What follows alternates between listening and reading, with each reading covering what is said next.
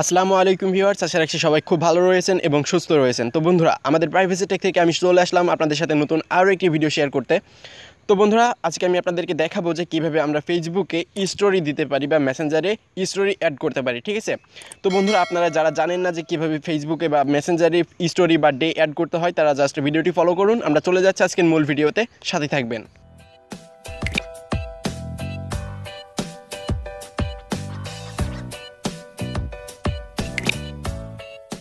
ওকে, welcome back. তো বন্ধুরা, চলে আসলাম আমরা আজকের মূল ভিডিওতে, ঠিক আছে।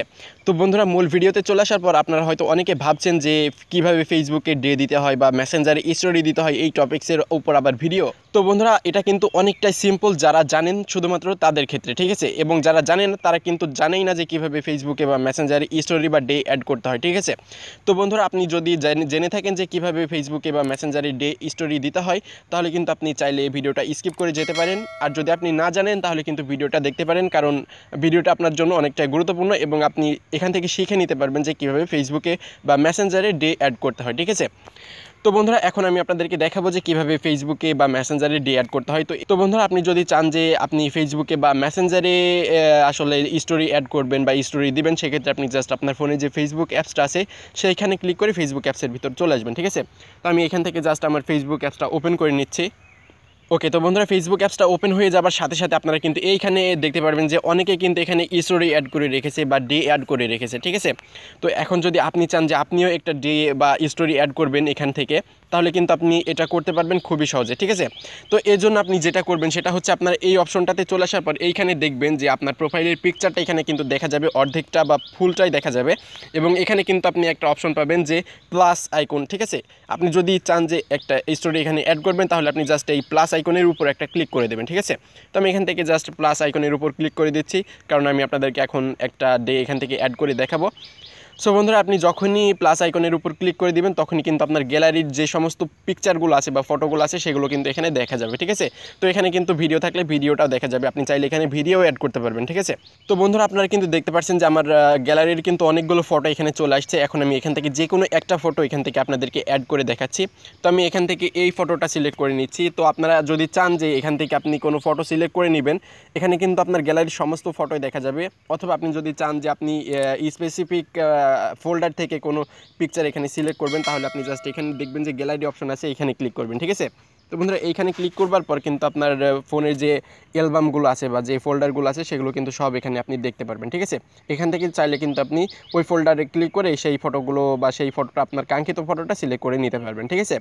তো বন্ধুরা, এখান থেকে আমি জাস্ট এই ফটোটা সিলেক্ট করে নিচ্ছি। আমি জাস্ট এই ফটোর উপর ক্লিক দিবেন, আপনি যেই ফটোটা আসলে এখানে অ্যাড করতে চাচ্ছেন সেই ফটোর উপর জাস্ট একটা ক্লিক করলেই হবে। তো আমি এই ফটোর উপর একটা ক্লিক করে দিচ্ছি। সো বন্ধুরা, দেখুন ফটোর উপর ক্লিক করে দেওয়ার পর কিন্তু আমাদেরকে নতুন ইন্টারফেসে নিয়ে চলে আসছে। এখন এখান থেকে আপনি চাইলে কিন্তু আপনার ছবিটা 2 আঙুল দিয়ে ধরে এইভাবে মানে বাঁকা টেরা করতে পারবেন, ঠিক আছে। এই যে আমি যেইভাবে করতেছি এইভাবে কিন্তু আপনি চাইলে করতে পারবেন, ঠিক আছে। আবার এখানে জুম করতে পারবেন, আবার মানে জুম আউট করতে পারবেন, ঠিক আছে।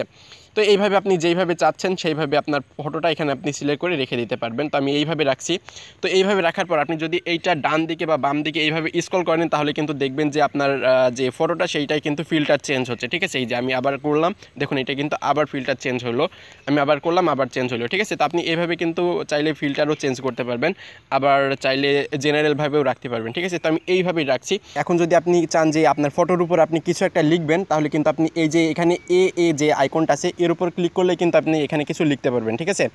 তো আপনি আবারও যদি এখানে কিছু স্টিকার অ্যাড করতে চান, তাহলে এখানে দেখবেন নিচে কিন্তু অনেকগুলো স্টিকার আছে। তাছাড়া আপনি যদি এই যে উপরের এই অপশনটাতে ক্লিক করেন, তাহলে কিন্তু অনেক স্টিকার এখান থেকে পাবেন, ঠিক আছে।